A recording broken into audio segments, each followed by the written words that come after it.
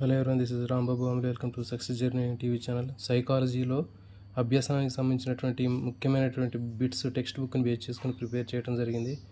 First question: అక్షరాలు, పదాలు, అంకెల విస్తృతిని క్రమంగా పెంచుకుంటూ పోతూ వాటిని ప్రయోజ్యులకు చూపించి తిరిగి పునఃస్మరణ చేయమనడం ద్వారా వ్యక్తి యొక్క ధారణను మాపనం చేసే శాబ్దిక పునఃస్మరణ పరీక్షను ఏమంటారు?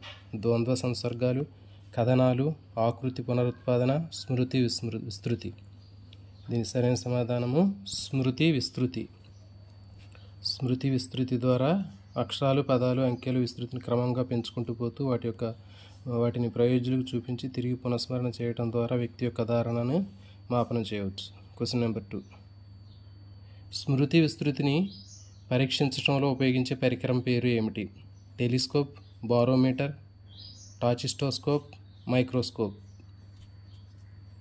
దీంట్లో ఆప్షన్ సి టాచిస్టోస్కోప్ అండి. అది బాచిస్టోస్కోప్ కాదు, మిస్టేక్ పడింది, టాచిస్టోస్కోప్.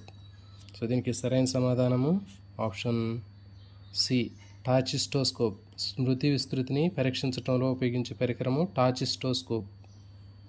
Question number 3.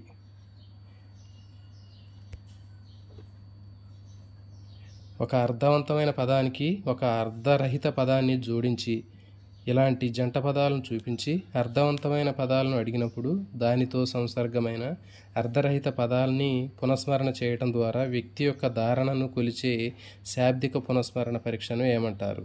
స్మృతి విస్తృతి, ద్వంద్వ సంసర్గాలు, కథనాలు, ఆకృతి పునరుత్పాదన. దీనికి సరైన సమాధానము ద్వంద్వ సంసర్గాలు.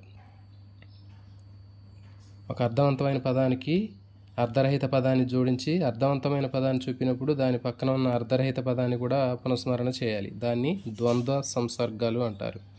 Next question number 4. BOY boy, MXT, JL girl, BXLY లాంటి పదాలను జంటలను ఉపయోగించి విద్యార్థి యొక్క ధారణను మాపనం చేస్తున్నాడు. ఇది ఏ శాబ్దిక పునఃస్మరణ పరీక్షగా చెప్పవచ్చు? స్మృతి విస్తృతి, ద్వంద్వ సంసర్గాలు, కథనాలు, ఆకృతి పునరుత్పాదన. దీనికి సరైన సమాధానము ఆప్షన్ బి ద్వంద్వ సంసర్గాలు. దీంట్లో ఒక అర్థవంతమైన పదం ఉంది, బాయ్ ఉంది, గర్ల్ ఉంది. ఈ అర్థవంతమైన పదాన్ని చూపించినప్పుడు దాని పక్కన ఉన్నటువంటి అర్ధరహిత పదాన్ని గుర్తుపెట్టుకొని ఆ జంట పదాల్లో రెండో పదాన్ని చెప్పాలి. ఇలాంటి మరిన్ని వీడియోల కోసం ఛానల్ని సబ్స్క్రైబ్ చేయండి, వీడియోని లైక్ చేయండి.